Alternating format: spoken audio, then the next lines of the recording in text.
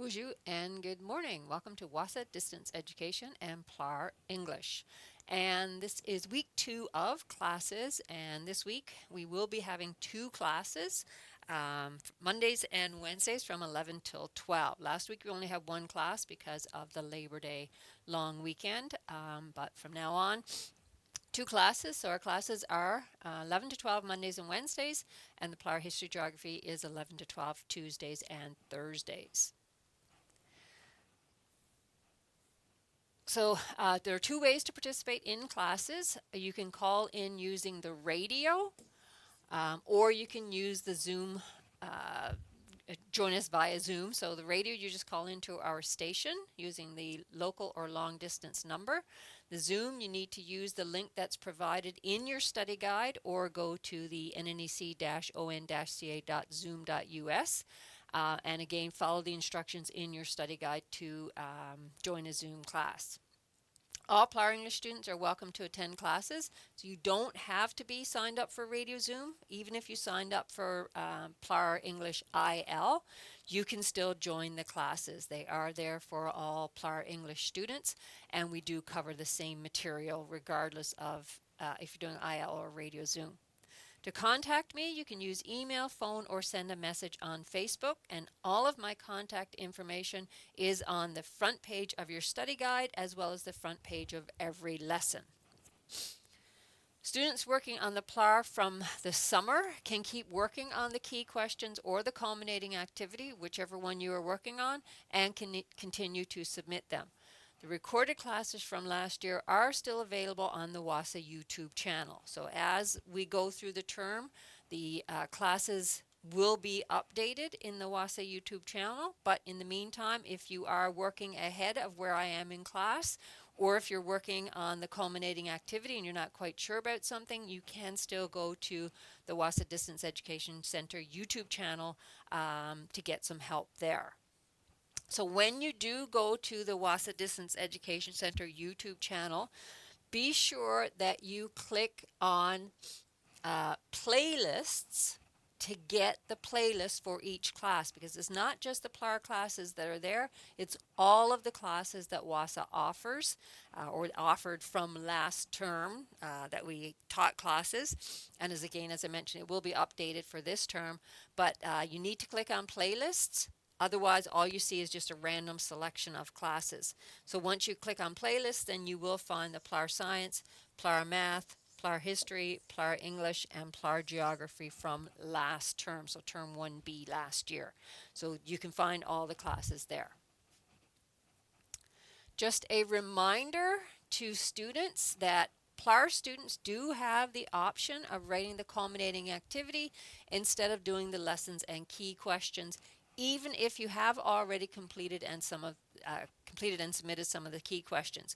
So if you chose to do the lessons and you're working on them and you're finding it really easy, then you can change and just say, okay, I want to try the culminating activity because I'm finding this very easy. Then if you pass the culminating activity, you get your missing credits for that subject, and you don't have to finish up the key questions. You just move on to your next subject. If you're not successful with the culminating activity, then you will have to go through the lessons and complete the key questions. Then you get to write another culminating activity after all the work is finished. Okay, we do have a couple of opportunities for students to win prizes. So at the end of each term, WASA has 2 student draws, one for students who earn a credit during the term and one for students who submit work during the term. So every time you submit a lesson to your teacher, your name gets entered into the draw. And then at the end of the term, if you've submitted 5 lessons, then your name goes into the draw 5 times. If you've earned or gotten 2 credits, so say for example you earn the PLAR English credit and the PLAR History credit this term, then your name will go into the credit draw 2 times as well. So you do have the chance to win 2 prizes. In addition to the regular draws, there will be a draw for everyone who registers for this school year before the deadline of September 30th. So if you register before that, then there will be a 3rd draw that you can be entered into. Okay, for the PLAR, there are, if you're doing the lessons, if you choose to do the lessons, so if you've been out of school for quite a while and you don't feel like you're ready to write the culminating activity, then you can do the lessons. If you do the lessons, you will notice that there are two types of questions in the lessons, the support questions and the key questions. As you go through the lessons, everything that you need is there in the lessons. You don't need a textbook or an extra package of lessons. All the information is there. And as you go through, you will notice that there are support questions that are scattered throughout the lesson. Those support questions are practice questions for you to do before you do the key questions. The answers to the support questions are near the end of the lesson, right before the key questions. And it says at the top, answers to support questions, and you will find all the support questions listed there with the answers. So you can check your answers to see how you're doing before you do the key questions. If you're doing really well with the support questions, then you move on to the key questions. The key questions are the questions that you get marks for. Those are the ones that you send out to me for marking.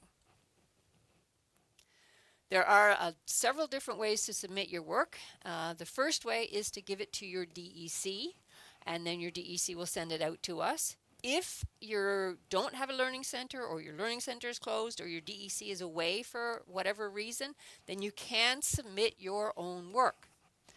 If you're submitting your own work, be sure to write your name and your subject and your teacher's name on your work, but be sure your name is on it. Otherwise, we don't know who it's coming from. So make sure you have your name on it, and make sure you use, the name that you signed up with us. Don't use, a nickname or whatever. Make sure it's the name that you signed up with. Then, if you have access to a scanner, you can scan and email your work. To studentwork@nnec.on.ca and CC it to me, or you can fax your work to our toll-free fax number if you have access to a fax machine. If that doesn't work for you, then you can use your smartphone. With your smartphone, you can either take photos of your work or scan your work using the built-in scanner or a scanner app on your phone, and then you can either email it to that same student work address and CC it to me, or you can send your work on Facebook Messenger. Okay, whichever one works better for you. If you are living in Sioux Lookout or the surrounding area and you come to Sioux Lookout fairly regularly, you can use our outdoor mailbox, which is located at the side of the building in the WASA parking lot. Or you can knock at the front door or use our doorbell and give your work to the person who answers the door. And you can also use Google Docs and send me the link of your work. Make sure the link is shareable. Okay, so that's it for our announcements for today. So let's pick up from where we left off. On Wednesday of last week, we started talking about the parts of speech, and we talked about nouns. That was about as far as we got, because we did the introduction. So today we're going to move on, and we're going to talk about pronouns, and hopefully we'll get to verbs as well. So a noun is a naming word. So if you're trying to figure out what word in a sentence is a noun, then think of it as a naming word. It gives a name to something. Okay, a noun is a name of something. It's the name of a person, a place, a thing, or an idea. So some examples of nouns are somebody's name, Daniel. Daniel, a person's name, is what we call a proper noun, and it always starts with a capital letter. Okay, a word that names a specific person, place, or thing is a proper noun. Excuse me. So Daniel and London are proper nouns, and they begin with capital letters. Then we have what's called common nouns. And a common noun is just a word that names a person, place, or thing. So for example, a table, hope, pen, notes. Those are all common nouns. So anything that you look around wherever you're sitting right now, anything that you can see or touch or smell, like, and use any of your senses, anything that you can taste or hear, those are generally nouns. So window, I can hear a dog, I can hear a car, I can hear a fan, I can see my computer, I can see my water bottle, I can see I can see the floor, the wall. Those words are all nouns, they're all common nouns. Okay, so keep that in mind. All right, so we're talking about the parts of speech, and we'll be talking about the parts of speech for the rest of this week. So we've focused on nouns. Like I said, today we're going to talk about pronouns and probably verbs. Your learning goals are on the first page of your lesson, as well as a few websites and the introduction to the lesson. Beginning on page 7 of your lesson is some information on pronouns. So on page 7, 8, 9, 10 is information about pronouns. On page 10, there's a list of some common pronouns. So look through that list, familiarize yourself with the words that are pronouns. Okay? Take your time and look through it. Then at the bottom of the page is support question 3. Circle the pronouns in the following sentences. Underline the antecedents. So there's only 5 sentences. Find the words in those sentences that are pronouns and underline the antecedents. We'll talk about antecedents in a few minutes, and that's information in your lesson. Okay, so as I mentioned to you on Wednesday, during class, I will not be reading through the lesson that you have. I'm going to basically talk about and introduce talk about things in a slightly different way, but still on topic. Okay, so pronouns. What is a pronoun? A pronoun is a word that can replace a noun in a sentence. The noun that is replaced by the pronoun is called an antecedent. So the word that we're replacing is the antecedent. Pronouns allow us to shorten our sentences and make them sound less repetitive. For example, so in this paragraph, the construction workers are building the office. The construction workers are making good progress. The construction workers should finish the project in no time. So what we're doing is we're repeating the noun, the construction workers, and we keep saying that over and over again. It sounds very short, very choppy, very immature when we keep repeating the same nouns over and over again. So instead of repeating the construction workers, we can use pronouns so that it doesn't sound as repetitive. So the construction workers are building the office. They are making good progress. They should finish the project in no time. So those sentences, that paragraph, flows a little bit more easily because we're not repeating the noun, the construction workers. So we've replaced the words construction workers with the pronoun they. Pronoun examples. So this is how we use pronouns in sentences. So we looked for Brittany at her house, but she wasn't there. So the pronouns are we, her, and she. So her and she, both of those pronouns refer back to Brittany. So Brittany is the antecedent for her and she. We use that pronoun instead of saying our names. So instead of saying, I don't know, Bonnie and Jovi look for Brittany, when I'm the one that's saying it, usually if you're talking about yourself, you don't say your own name. You would use a pronoun. So if it was just me, I would say I. If it's more than me, if me and 2 or 3 other people or one other person, I would say we. We use that pronoun. I took my car to the mechanic to get it fixed. So I is a pronoun, my is a pronoun, and it is a pronoun. So I and my are, instead of saying Bonnie took Bonnie's car to the mechanic, I'm talking about myself, so I'm going to use the pronouns I and my. And the it is referring to my car. Instead of saying I took my car to the mechanic to get my car fixed, I'm just replacing it with the pronoun it. This is the best birthday ever. This is the pronoun in this sentence. It's talking about the birthday. So in this case, the pronoun comes before the antecedent. And that doesn't happen often, but it does sometimes. Another example, someone donated $500 to our charity. Someone is a pronoun and our is a pronoun. So someone, this is an indefinite pronoun. We don't know who. Someone donated $500 to our charity. So someone and our refer back to the same people. So again, instead of saying the names, we use the pronouns. Andy thinks that mayonnaise goes well with anything. So anything is a pronoun. Again, it's one of those indefinite pronouns. So instead of listing a whole bunch of things that mayonnaise goes well with, we just say anything.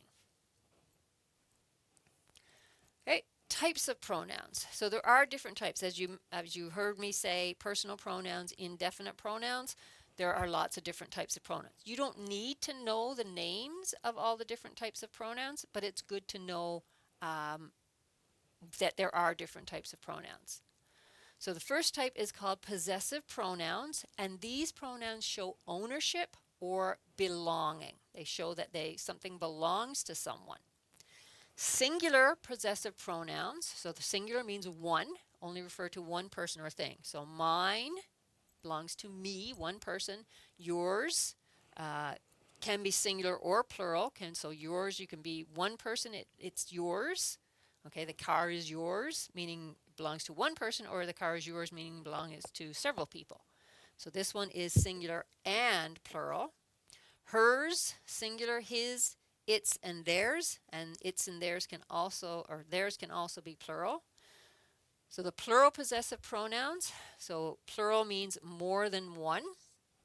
So ours, yours, and theirs are the plural pronouns. Then we have personal pronouns, and these are used to refer to a speaker or to the people or things that a speaker is referring to.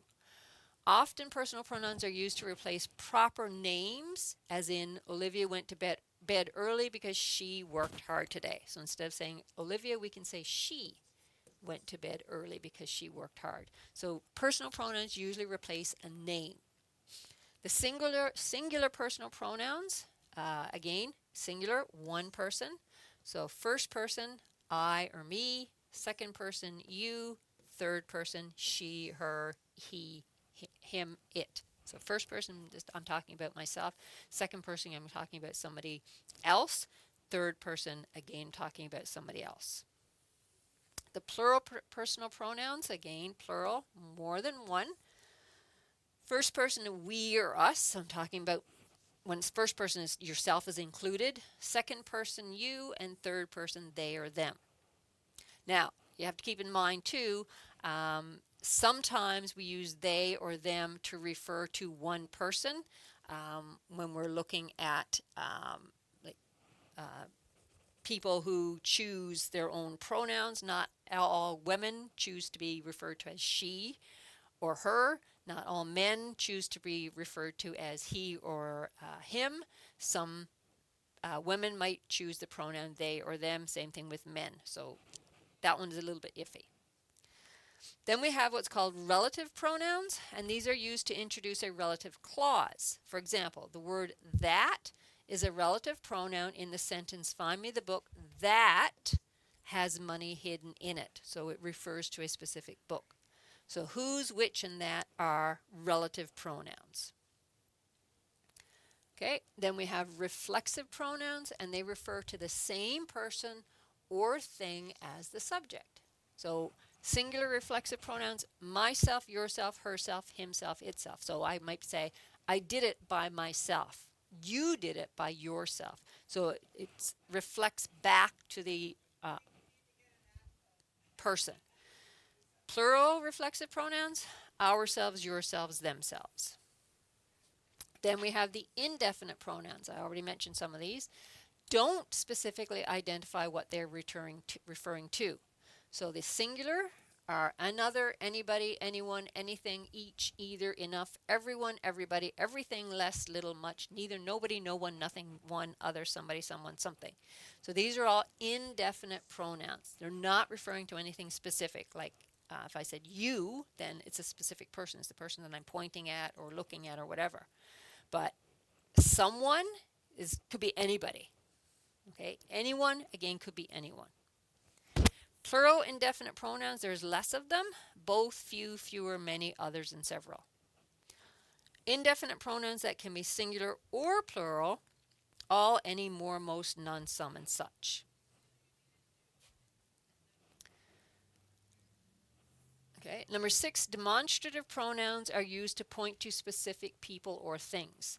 So singular demonstrative pronouns, the words, demonstrative, refer to a specific people or things. So the singular ones are this and that. There's not very many of them. And they're used to refer to a single person or thing. So this chair, this specific chair. Okay, or this person, this specific person. Plural demonstrative pronouns, these and those. So these chairs that I have right here, or those chairs that are over there. Interrogative pronouns are used to ask a question. So interrogative means question. The 5 most commonly used interrogative pronouns are who, whom, whose, what, and which. Less commonly, longer forms of these words ending in ever are also used. So who, whoever, whomever, whosever, whatever, and whichever. Then we have reciprocal pronouns. A reciprocal pronoun is a pronoun that expresses a mutual relationship. So each other and one another. There's only the 2. Okay, so some practice with pronouns. So circle the pronoun that correctly completes each sentence. Also underline the antecedent of the pronoun. So when the team scored a touchdown, the crowd threw its or their hats in the air. So we need to look at the pronoun that completes each sentence. The crowd threw. So the crowd is one crowd. So it's singular. So which pronoun is singular? Its or their. Its is the singular form. So the crowd threw its hats into the air. Its is the crowd. Okay, number 2, neither Carmen nor her sisters have bought a gift for their brother. So who are we talking about in the sentence? Carmen nor her sisters, neither one of them. So we've got Carmen, we're talking about Carmen and her sisters. So plural, because it's more than one person, so we need to use the pronoun their. Okay, so their refers back to Carmen and her sisters. Number 3, scuba divers are taught that you or they should check or their equipment. So what are we talking about? So the subject of our sentence is scuba divers. So scuba divers, every one of them, are taught that, and this is plural, divers, they should check their equipment. So we're using the plural forms of the pronouns. Patrick and Warren will present his or their routine before the other gymnasts do. So our subject, who are we talking about? Patrick and Warren. That's 2 people, so more than one. So we need a plural pronoun, their, and routine before the other gymnasts do. So there is the pronoun that we're using to replace the names Patrick and Warren. Number 5, not one hiker would set out without his or their compass. So not one hiker, so this is singular because we're talking about one, so would set out without his or her compass. Now, it has become acceptable, instead of saying his or her, to just use their, the plural form, instead of saying his or her. So either one of those technically could be correct. Sal and Marcus shop for clothes here because they can find good bargains. So we're talking about Sal and Marcus, 2 people. 2 people is plural, so we need the plural form of the pronoun, so they. Excuse me. Number 7, either Debbie or Melinda will bring their ice skates. So in this case, it's either or. So we're in this case, it's one person. It's either Debbie or Melinda. So we need a singular pronoun. So either Debbie or Melinda will bring her ice skates. Number 8, anyone who wants, so actually these should be underlined. Anyone who wants a job should bring his or her their application to me. So now this time, our antecedent is an indefinite pronoun. So anyone who wants a job should bring, and it's a singular, anyone, so it should be his or her application to me. Or like I said before, it is acceptable instead, because it's an indefinite pronoun, we can use their instead of his or her.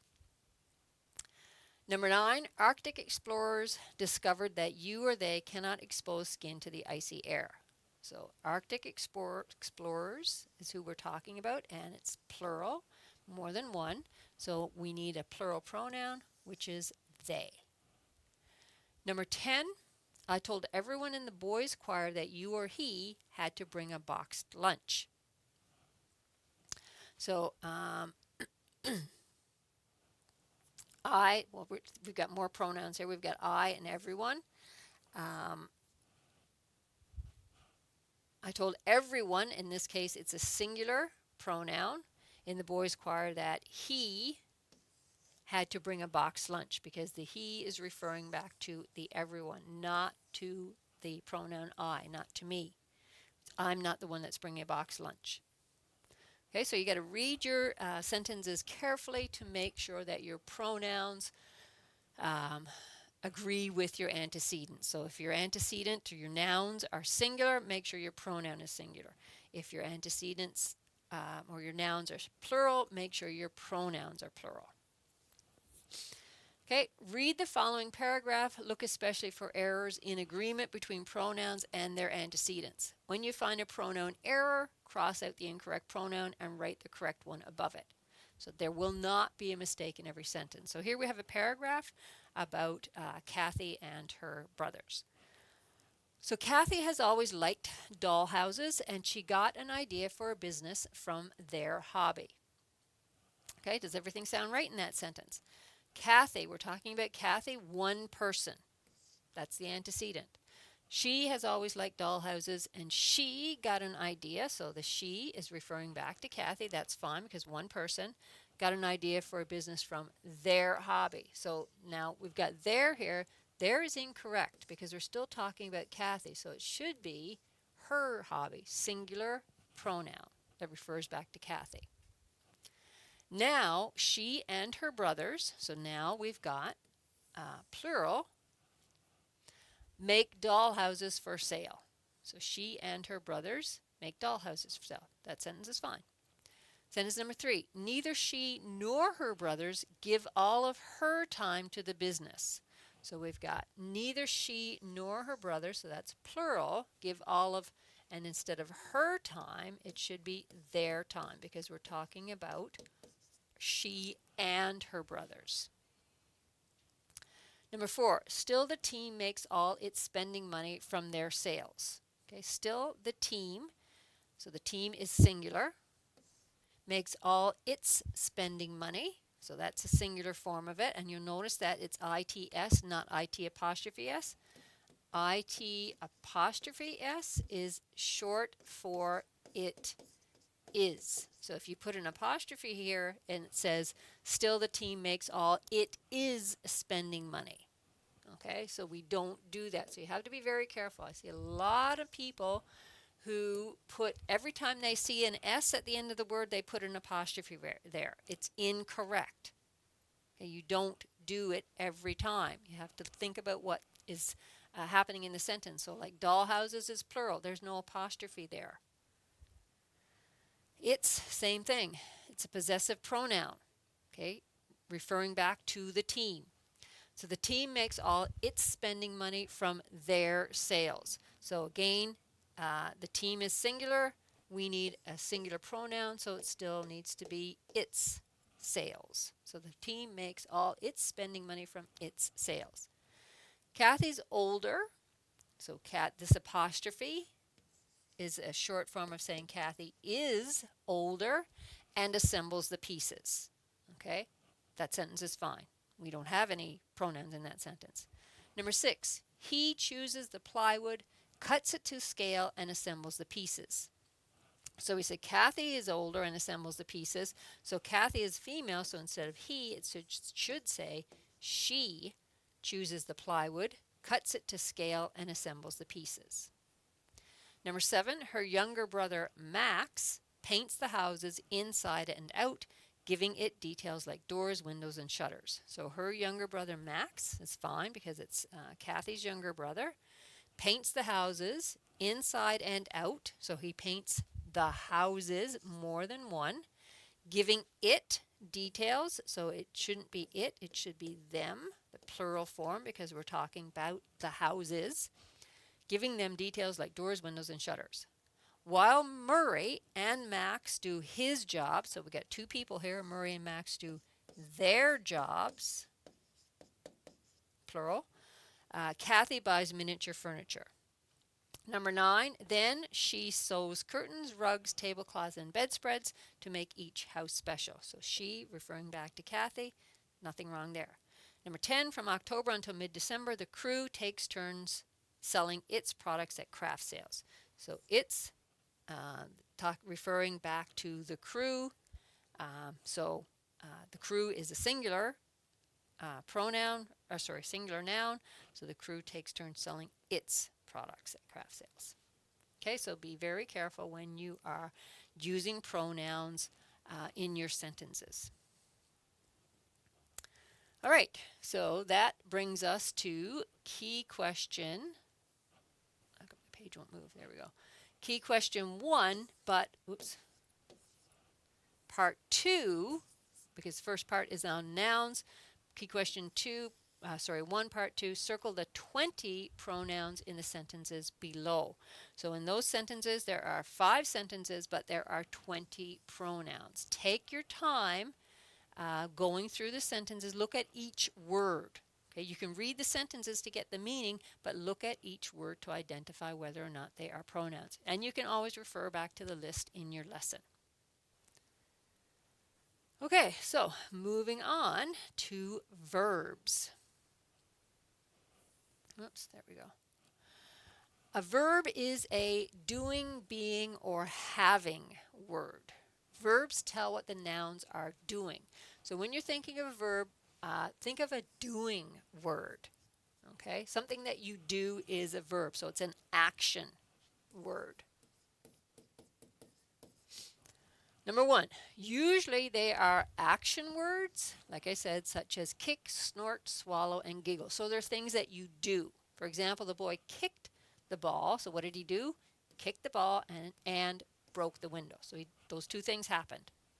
The dog barked at the stranger. What did the dog do? Barked. So when you're trying to figure out if a word is a verb or not, just ask. So what did the subject do? What did the boy do?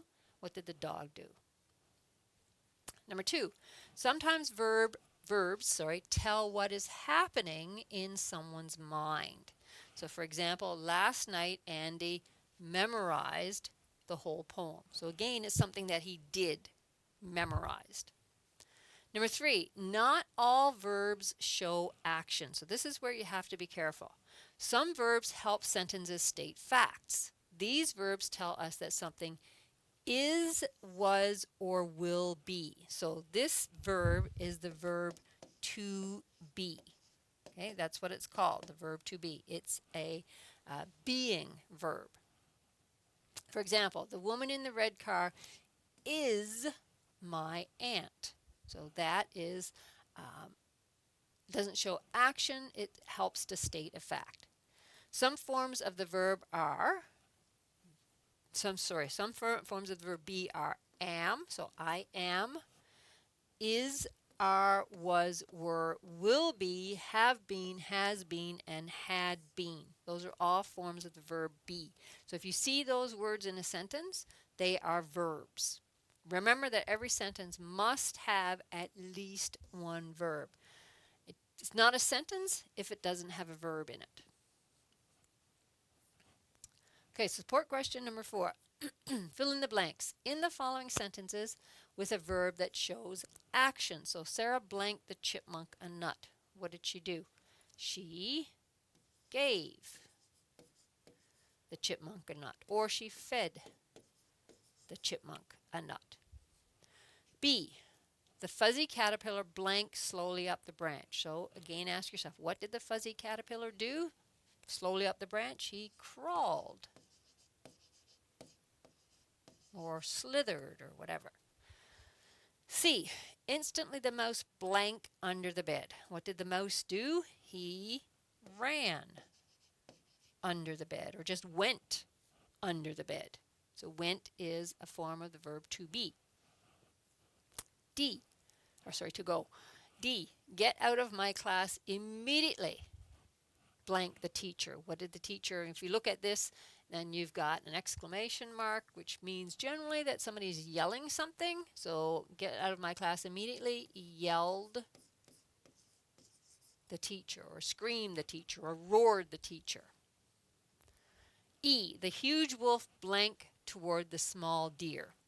Excuse me, what did the huge wolf do? Stalked, ran, streaked, whatever. So again, an action verb. Circle the verb that is the form of be in each sentence. So this is your state of being.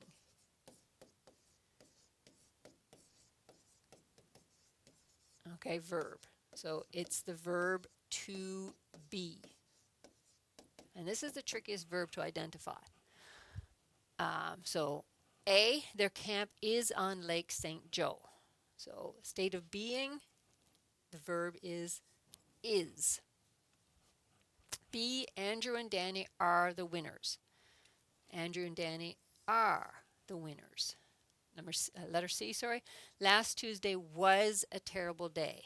So was a terrible day. Was is the verb. D, Carol and Tyler will be here soon. So will be is the verb. Brittany has been a pilot for 3 years. Has been is your verb. So just keep these in mind. So is, am, are, was, will be, has been. These are all the different forms of the verb to be, and they are all verbs. So you have to keep those in mind. Those are a bit tricky when it comes to figuring out what the verb in the sentence is. So take your time with those. Okay, so verb tense. Verbs can be used to indicate the time. Verb tense starts on the bottom of page 12.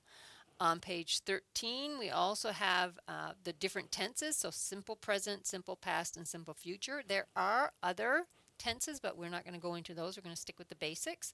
Support question 5 there on page 13, so do that support question. And then at the bottom of page 13 is information on subject-verb agreement. So just like with pronouns and antecedents, your subjects must agree with your verbs. So that goes into page 14. And then on page 15 is your support question number 6. Do that support question as well. Okay, so verbs again. A verb is a word that expresses a physical action. So, for example, jump, skip, run. A mental action, guess, memorize, or a state of being, exist. So that's to be. A physical action, so examples there. Think of verbs as I mentioned, doing words. So this is the verb to be. And like I said, this is the trickiest one if you're trying to identify verbs. So the subject, I, you, he, she, it, we, you, they.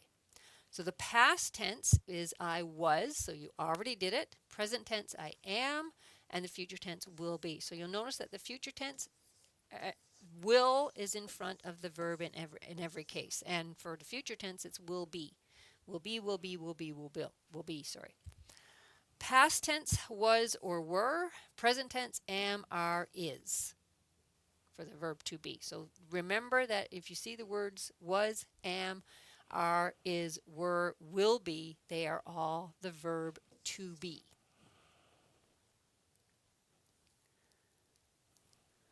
Okay, circle the action verb in each sentence. Number 1, Sal listens to his favorite song. So again, like I said, if you're trying to figure out the verb, ask yourself what the sentence is about Sal. So what is Sal doing? What does he do? He listens to his favorite song. So the verb is listen.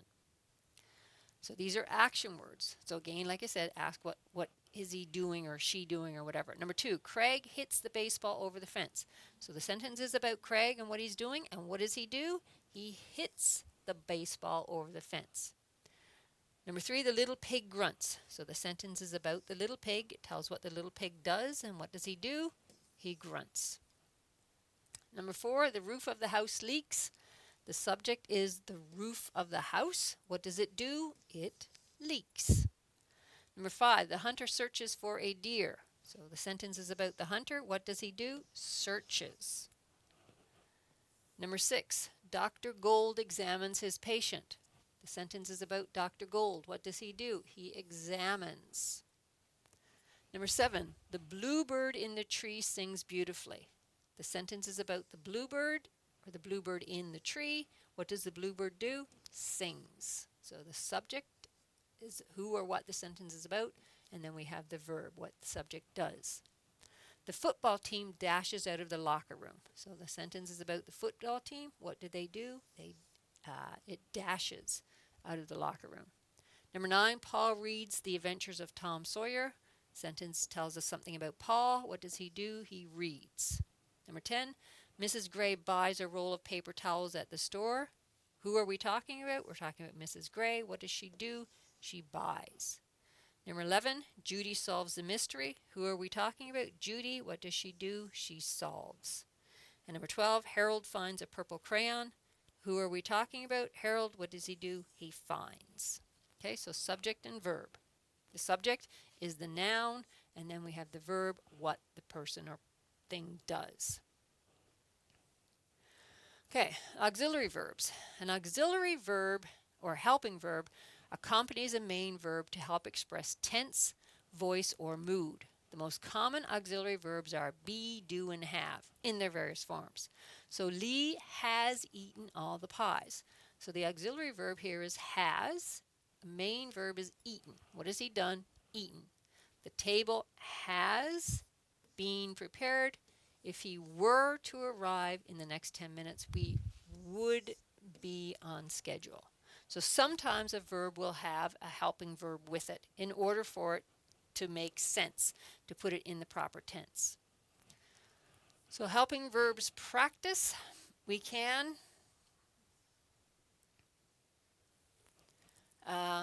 eat our energy bars. So eat is the main verb, can is the helping verb. So we can eat. I am looking forward to this trip. So main verb is looking, I am looking. Am is the helping verb. Martin and his parents were watching dogs play. So what were they doing? Watching. Were is the helping verb. His parents were choosing a dog from the city animal shelter. So choosing is the main verb. Were is the helping verb. So basically it's like having two verbs or two words that are verbs. Martin would help with the decision. Help is the main verb. Would is the helping verb. Dolphins are also kept in zoo exhibits. Are and kept also is not a part of the verb, so be careful with that. Sometimes you might have a verb in between the helping verb and the main verb. You might see a dolphin if you sail across the ocean, so might is the helping verb, see. You will probably never find a dolphin in a freshwater lake, so will is the helping verb, and find is the main verb. So here we've got two words that come between the helping verb and the main verb. So think about what is it that you do. You can't do never, you can't do probably, but you can do find. Find is something that you can do. Mandy and Noah are looking forward to a camping trip with their family. Are looking are the main helping verb and the main verb. Okay, so again, take your time when you're looking at main verbs and helping verbs. Subject-verb agreement. Subject and verbs must agree with one another in number, so singular or plural. Thus, if a subject is singular, its verb must also be singular. If a subject is plural, its verb must also be plural. The same thing as with nouns or pronouns. If your noun is singular, your pronoun has to be singular. So, for example, Grandma and Grandpa blank dinner together. So that they cook dinner together or they cooks. So we've got two people, so plural subject. We need a plural form of the verb. And the plural form of the verb is cook. You might say, well, cooks has an S, that should be plural. But cooks, that would mean more than one cook. Okay, so the verb cook doesn't have an S if it's plural, which kind of, when you think about it, it doesn't make any sense really. But generally, plural verbs don't have an S. The singular verbs do. So the dogs blank when the mail carrier comes. We've got plural, the dogs. The singular is growl. The dogs growl, not growls. G-R-O-W-L. The brown dog, now we've got a singular, one dog. It growls. Okay? All three computers, so plural form, we've got three computers, more than one. All three beep. They don't beeps. That computer, we've got one computer. Now that computer beeps. Okay, so if it's a singular subject, the verb is plural, singular, and it ends with an S. If it's a plural subject, the verb is plural and it doesn't end with an S. That can be a little bit tricky, I know. Verb terminology. So we have the infinitive form. When a verb is preceded by the word to, it is said to be in its infinitive form. So it's most basic form. So I have to eat. So to eat is the infinitive form. So to is in front of it. To eat, to go, to see, to talk. Those are all infinitive forms. Then we have the past tense. So verbs that express actions in the past, so something that's already been done, is past tense. So he talked to the student about being on time. So talked is the past tense of the verb to talk. I ran to the lake. Ran is the past tense of the verb to run. They were all there. Were is the past tense of the verb to be. Present tense, verbs that express actions occurring now, right now, at this minute. So standing. Okay. So John jumps out of the window. Jumps is the present tense of the verb to jump. Who is ill? Ill is the present tense of the verb to be. He is the kind of a guy who lights up a room just by flicking on a switch. Is the present tense of the verb to be, and lights up is the present tense of the verb to light up. So present tense happening now. Usually ends with an S. Future tense is verbs that express action in the future. So it hasn't happened yet, it's going to happen. And these are usually preceded by the word will. So I will take the blame. So that's the future of to take. They will surrender. That's the future tense of to surrender. And will walk, the future tense of the verb to walk. Okay, so future tense usually has the word will with it. Okay, so we don't have time to go through our practice. So just do the support questions in your lesson. And remember, the answers to the support questions are near the end of the lesson, starting on page 46.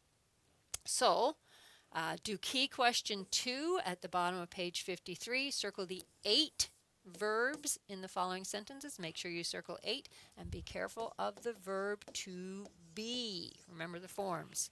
And then on the next page, you have part 2. Revise the following sentences so that the subject and verb agree. So the subject is who or what the sentence is about, and the verb is what they are doing. Be very careful. So my old car need lots of repairs. So my old car is the subject. The verb is to need. So we need is the singular. We need the singular form of the word needs. Need. So my old car needs, with the S, remember? Lots of repairs. So look through the sentences, find the verbs, and make the verbs agree. Do not change the sentences around. You're changing one word, and that's it. And then number 3, identify whether the following underlined verbs are in the past tense, present tense, or future tense. So look, will identifies it as a future. Cooks with an S identifies it as a present, and then you've got the past tense that usually ends with ed. Okay, so take your time when you're doing that. If you have any questions, please contact me, or you can watch the recorded classes on YouTube. Other than that, that's our class for today.